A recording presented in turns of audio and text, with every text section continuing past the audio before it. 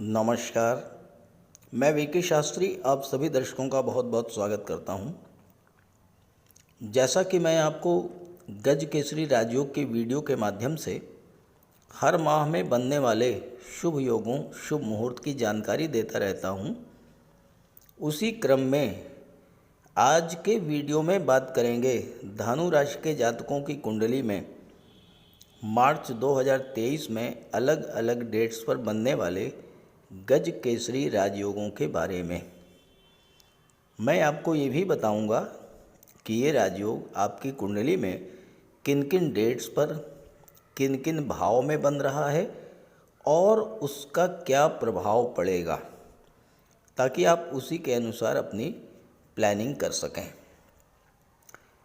गज केसरी राजयोग देवगुरु और चंद्रमा की युति या दृष्टि संबंध से बनता है। इसके अलावा चंद्रमा पर बुध या शुक्र की दृष्टि पड़ने से भी गज केसरी राजयोग बनता है। ये राजयोग इतना श्रेष्ठ राजयोग है कि किसी भी जातक की जन्म कुंडली में बन जाए तो उसे धन संपदा, संतान सुख, स्त्री सुख, माता पिता, भाई बहनों का सुख, मान सम्मान, यश, कीर्ति, ये सब कुछ जीवन भर प्राप्त होता रहता है। ये राजयोग हर व्यक्ति की गोचर कुंडली में हर महीने कुछ विशेष तिथियों पर बनता है, लेकिन आपको इसकी जानकारी नहीं होती है और इसलिए आप इसका लाभ नहीं ले पाते। वीडियो के थंबनेल में मैंने डबल गज केसरी राजयोग लिखा है क्योंकि ये राजयोग देवगुरु के अलावा शुक्र के द्वारा भी बनेगा। बहुत से दर्शकों ने कमेंट किया है कि मात्र 54 घंटे, मात्र 2.25 दिन के लिए ये राजयोग बनता है, तो इससे क्या होगा। तो मैं आपको बता दूं कि किसी भी राजयोग का लाभ 2 दिन तो क्या 2 घंटे में मिल जाता है, अगर आपकी जन्म कुंडली में राजयोग बनाने वाला ग्रह मजबूत स्थिति में हो या आपके जीवन में उस ग्रह की महादशा या अंतर्दशा गतिमान हो। ये राजयोग इतना श्रेष्ठ होता है कि इस राजयोग के दौरान किसी भी शुभ कार्य की शुरुआत की जाए, जैसे आपको कोई प्रॉपर्टी खरीदनी हो, शेयर या गोल्ड में निवेश करना हो, मकान बनवाना हो, वाहन खरीदना हो, किसी जॉब के लिए अप्लाई करना हो, किसी सरकारी योजना से लाभ लेना हो, कोई गवर्नमेंट कॉन्ट्रैक्ट लेना हो, किसी गवर्नमेंट प्रोजेक्ट से जुड़ना हो, शादी ब्याह के रिश्ते तय करने हो, विदेश जाना हो, नए व्यापार व्यवसाय की शुरुआत करनी हो, यात्रा देशाटन पर जाना हो, कोई धार्मिक या मांगलिक आयोजन करना हो या इस तरह का कोई भी अन्य शुभ कार्य, अगर आप इस राजयोग के दौरान उस कार्य की शुरुआत करते हैं तो उसमें सफलता और लाभ के प्रबल योग बनते हैं। एक और महत्वपूर्ण बात, अच्छे समय का इंतज़ार करने से बेहतर है कि वर्तमान को ही अच्छा बनाया जाए। साथ ही जब भी आपके जीवन में शुभ समय आए, शुभ योग बने, तो उसका पूरा लाभ उठाया जाए। इसी उद्देश्य से ये वीडियो अपलोड कर रहा हूँ ताकि आपको शुभ समय की, शुभ मुहूर्त की जानकारी हो सके, आप शुभ समय पर अपने कार्यों की शुरुआत करें और उसका पूरा लाभ उठाएं। ये विश्लेषण आपकी चंद्र राशि के आधार पर किया जा रहा है और वीडियो के अंत में मैं आपको देवगुरु बृहस्पति के उपाय भी बताऊंगा। दूसरी बात, वीडियो के कमेंट बॉक्स में किसी भी अनजान व्यक्ति के द्वारा दिए गए नंबर पर भूल करके भी कांटेक्ट मत कीजिएगा, आपके साथ फ्रॉड हो सकता है। तो ये है धनु राशि के जातकों की कुंडली। देवगुरु बृहस्पति का गोचर आपके कुंडली के चतुर्थ भाव में है और यहाँ पर 12 मार्च तक शुक्र का भी गोचर है। शुक्र 12 मार्च को पंचम भाव में आ जाएंगे। पहली तिथि जब आपकी कुंडली में गज केसरी राजयोग बनेगा वो है 3 मार्च। 3 मार्च को प्रातः 8:58 पर ये राजयोग आपकी कुंडली में बनेगा और सबसे महत्वपूर्ण बात यह है कि 3 मार्च को फाल्गुन शुक्ल पक्ष की एकादशी की तिथि भी होगी। तो एक तो गज केसरी राजयोग बनेगा, दूसरे एकादशी की तिथि, इसलिए किसी भी शुभ कार्य को शुरू करने के लिए ये समय बहुत ही श्रेष्ठ रहेगा। 3 मार्च को 8:58 प्रातःकाल से अगले 54 घंटों तक। चंद्रमा का गोचर कर्क राशि में होगा, कुंडली के अष्टम भाव में। अब आप कहेंगे कि देवगुरु की दृष्टि तो पड़ेगी, लेकिन अष्टम भाव में गज केसरी राजयोग नहीं बनेगा। बिल्कुल सही बात है, लेकिन अष्टम भाव का संबंध गुरु और चंद्रमा से तो बन रहा है, तो इसका प्रभाव तो पड़ेगा।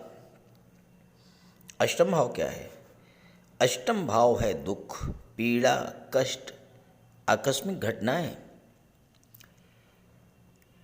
अष्टम भाव क्रोनिक डिजीज, लंबी बीमारी का भी होता है।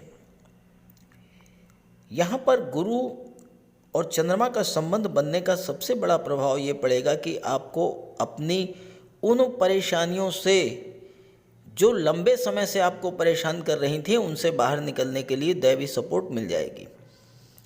देवगुरु के प्रभाव से ईश्वरी कृपा आप पर बरसेगी और कहीं ना कहीं से ऐसी मदद आपको मिल जाएगी जिससे कि आप अपनी समस्या से बाहर आ जाएंगे। अष्टम भाव ससुराल पक्ष को शो करता है और हो सकता है कि इस समय आपके ससुराल पक्ष के लोग आपकी मदद को आगे आएं।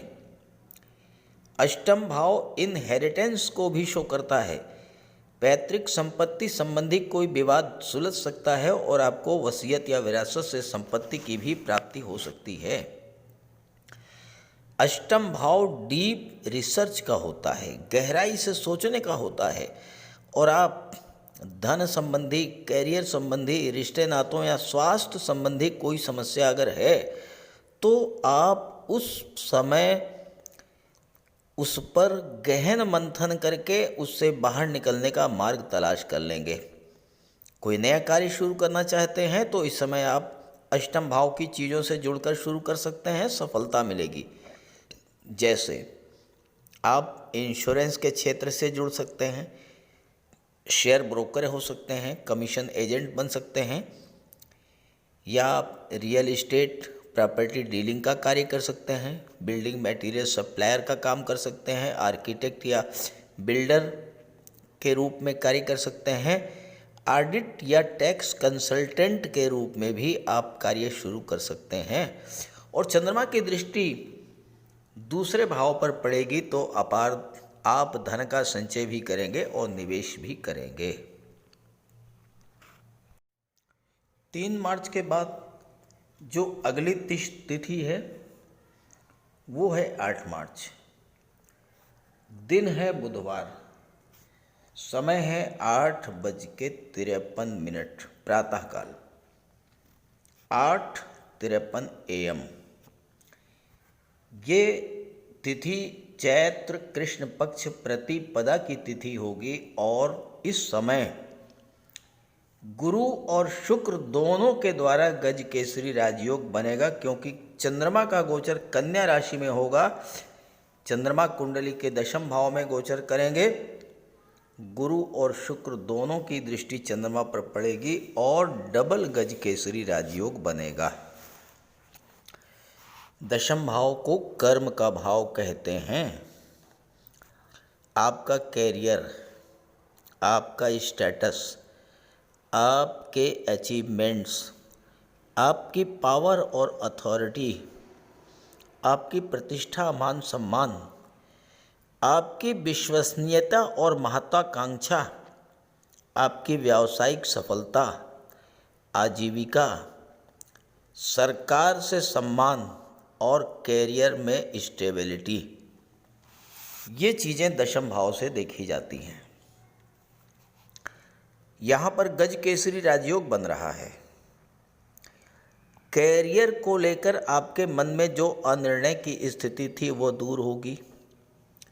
आप ये तय कर पाएंगे कि आपको किस दिशा में कार्य करना है, किस क्षेत्र में कार्य करना है। कोई नया कार्य व्यवसाय शुरू करने का अत्यंत शुभ योग है। गज केसरी राजयोग बनने पर आपका स्टेटस ग्रो करेगा, समाज में मान सम्मान बढ़ेगा, साथ ही आप व्यावसायिक रूप से सफलता की ओर आगे बढ़ेंगे। गवर्नमेंट से जुड़े हुए व्यक्तियों से आपके संबंध मजबूत होंगे या आप स्वयं गवर्नमेंट के अंग बनने की दिशा में आगे बढ़ेंगे।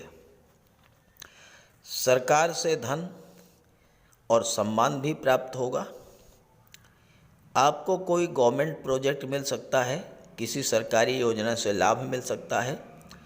आप अपने व्यापार को नई ऊंचाइयों पर ले जाने के लिए धन का निवेश भी कर सकते हैं और ये राजयोग आपकी पावर और अथॉरिटी को बढ़ाने वाला होगा। आप चाहे जिस भी क्षेत्र में हों, समाज में आपकी विश्वसनीयता बढ़ेगी और गुरु चंद्रमा का ये राजयोग आपकी महत्वाकांक्षा में वृद्धि करने वाला होगा। आप जीवन में नए नए लक्ष्य निर्धारित करेंगे और प्राप्त भी करेंगे। अब चंद्रमा की दृष्टि चतुर्थ भाव पर पड़ेगी। आपको मानसिक शांति मिलेगी, माँ के स्वास्थ्य में सुधार आएगा और आप कोई प्रॉपर्टी या वाहन भी खरीद सकते हैं इस राजयोग के बनने पर। 8 मार्च के बाद ये राजयोग आपकी कुंडली में 12 मार्च को बनेगा।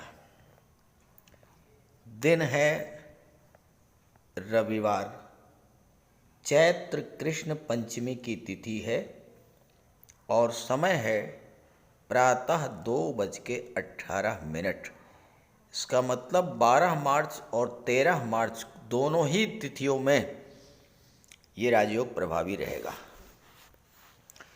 चंद्रमा का गोचर वृश्चिक राशि में कुंडली के 12वें भाव में होगा और देवगुरु की दृष्टि चंद्रमा पर पड़ेगी। अब आप ये कहेंगे कि 12वें भाव में तो गज केसरी राजयोग नहीं बनेगा। बिल्कुल सही बात, लेकिन 12वें भाव का संबंध गुरु और चंद्रमा से बन रहा है तो उसका प्रभाव तो पड़ेगा। अब 12वां भाव खर्चों का होता है। अगर आपके खर्चे नियंत्रण के बाहर हो चुके हैं, आप कर्ज लेने की स्थिति से गुजर रहे हैं, तो देवगुरु के प्रभाव से आपका ज्ञान बुद्धि विवेक जागृत होगा और आप उन खर्चों पर नियंत्रण पाने का मार्ग तलाश कर लेंगे और कर्ज लेने की स्थिति से बचेंगे। कौन कौन से खर्चे बिला वजह के थे आप ये तय कर पाएंगे और उन खर्चों को बंद कर देंगे। धन भी आएगा। 12वां भाव विदेश का है, विदेश से धन की प्राप्ति होगी। आप विदेश जाना चाहते थे तो विदेश जाने की बाधाएं दूर होंगी। विदेशी व्यापार में लाभ के अवसर मिलेंगे। 12वां भाव धर्म अध्यात्म और मोक्ष का होता है और देवगुरु के प्रभाव से आपकी रुचि स्वतः धर्म अध्यात्म में बढ़ेगी, ईश्वर में आपकी आस्था बढ़ेगी और आपको इसका लाभ मिलेगा।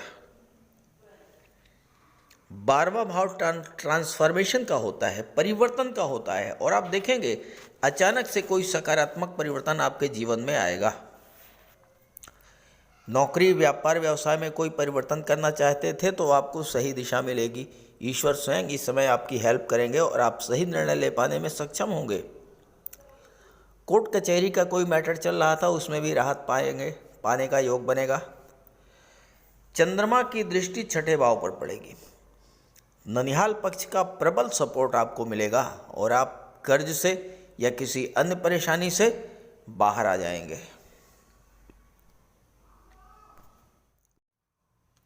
12 मार्च के बाद ये राजयोग आपकी कुंडली के चतुर्थ भाव में बनेगा 21 मार्च को। समय है 11:57, 11:57 AM यानी लगभग दोपहर। दिन है चैत्र कृष्ण पक्ष की अमावस्या। चंद्रमा का गोचर मीन राशि में होगा। शुक्र पंचम में जा चुके होंगे। गुरु और चंद्रमा की युति बनेगी चतुर्थ भाव में और गज केसरी राजयोग बन गया। चतुर्थ भाव को सुख भाव कहा जाता है। चतुर्थ भाव से माता, मातृभूमि, भौतिक सुख सुविधाओं, मानसिक शांति, वाहन, प्रॉपर्टी का विचार किया जाता है।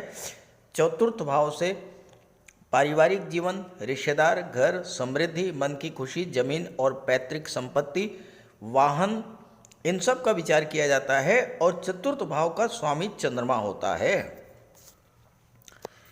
चतुर्थ भाव हर तरह की अचल संपत्ति को शो करता है।